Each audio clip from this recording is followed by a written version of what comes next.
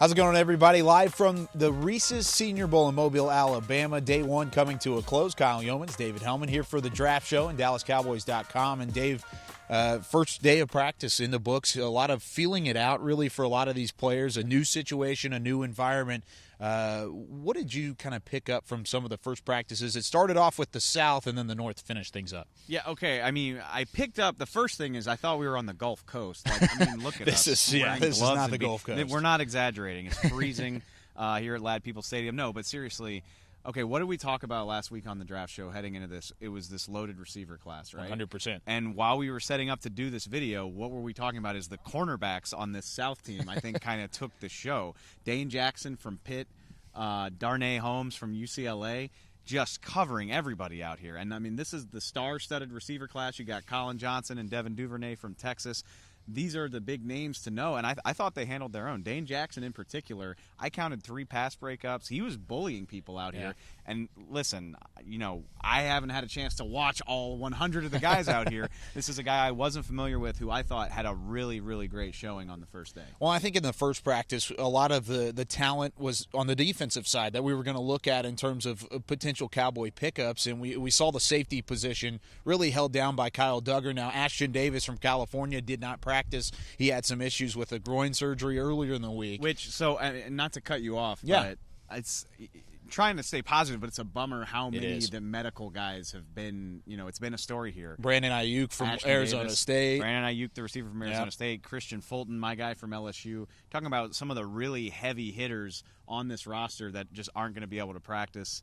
It's a bummer we're not going to be able to see them. But, yeah, I mean, the guys that were available, especially on the defensive side of the ball, I thought really showed out. And the aforementioned Kyle Duggar from Lenoir-Rhyne, small school. Didn't know it was a place. Flew all over the place. And KT, give credit to KT at KT Fun Tweets. I mean, he was all over the place saying, hey, watch this guy on tape. And we got to see it live today. He's got range, man. He can fly. Cover some ground, which maybe, you know, sorry, Kevin. I was kind of like, okay, Lenoir-Rhyne, like, we're just digging for the sake of it. But I mean, especially with Ashton Davis not out here practicing, and he is here, but he's not on the field, might be the best safety here. Something to keep an eye on, and, of course, another guy we've talked about on the draft show already, Javon Kinlaw, potential for the Cowboys at 17 to look at as that first-round pick. Now, I know there's a lot of people kind of leaning secondary, potentially going there, but there's a teammate of his from South Carolina that stuck out to you. Yeah, so I don't want to throw shade at Kinlaw. I mean, he's a first-round pick. He's a really impressive guy. He's a heavy dude. And not he only plays heavy, if too. you don't know about his story, I encourage you to go read about it. You know, homeless growing up. He talked about it a lot at the introductory press conference here. But here at the practices, not to say Kinlaw wasn't good, but his teammate, DJ Wanham, really caught my eye.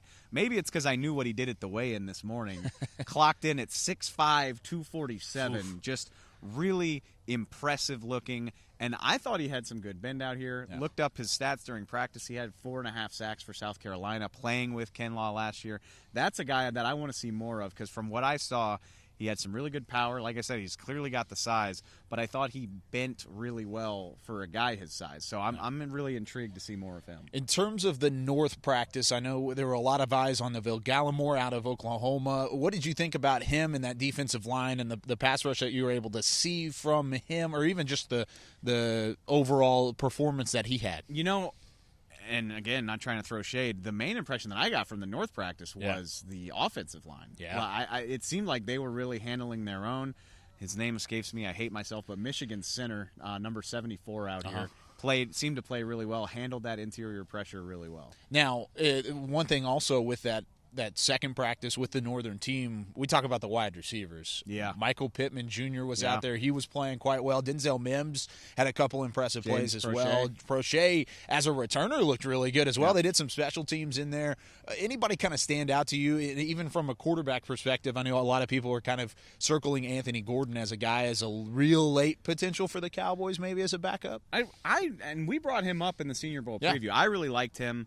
Got to talk to him right after practice right here a couple minutes ago. Really like his demeanor. I thought he had some good ball placement. Seemed like he was working well with the tight ends on this North squad. You know what really stood out to me, and this is this is maybe stupid, but the Lions coaches had the receivers running blocking drills. Yes. And okay, we know these guys can catch. Like that's what we watch every Saturday in college football, right? But like seeing some of these guys get after it, James Prochet, the SMU receiver, was just attacking guys. And like that's fun to see because we know these guys can catch. Like I said, they've all got 60, 70, 80 more catches. We've seen that. But to see these guys get after it and show what they can do as blockers, even for like 5 or 10 minutes, that was really exciting. I thought Prochet looked really tenacious out there doing that. It's just fun to see all the different elements that these coaches challenge guys with. And even with that specific drill, it's two-sided in the fact that you get to see how physical the corners could be as well, going up against those wide receivers. Absolutely. You saw a couple guys shine in that regard as well. So day 1 coming to a close, day 2 coming up tomorrow. Wait, no, I'm cutting you. No, what do you got? What do you got? I thought we were saving. I got to talk about my guy, Josh Uche. Okay. Just again, we're diving into the draft process. The season just ended. We're learning about these guys, and again, these coaches are putting players in unfamiliar situations. That's what they do. That's the point of this, is to show a complete picture of what they can do. Josh Uche, edge rusher out of Michigan, 6'2", 250, 14.5 sacks over the final 2 seasons of his college career, and they've got him out here dropping in coverage. My man was hanging with running backs and tight ends expertly. Like, I was so impressed at how sticky he was in coverage. Again, it's just limited reps, but he looked like a natural. He did not look like he didn't know what he was doing. If I had to guess, he's probably got some experience doing that.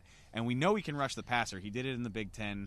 He's got some bend. I am super intrigued by this guy. I'm not saying pick 17 or anything like that, but is he potential pet cat territory? It's a name that I was not familiar with when I landed in Mobile, and right now I'm like, yes, tell me more about this guy. You want to know more. That's the fun of the draft process, is you can uncover guys like this, and I think day 1, that's probably my number 1 impression. I'm going to go find out about Josh Uche. Well, and other than just the practices, we also had a media session earlier in the media day overall. What was your favorite part about favorite conversation or guy that you got a chance to kind of get to know and talk to? Probably Kinlaw, and maybe that's not fair because he was part of the introductory press conference on Monday, so he had a little bit more time to talk. Yeah. But his story is absolutely incredible, obviously, and he's a 6'5", 310-pound D tackle who can move like that and can rack up sacks at South Carolina.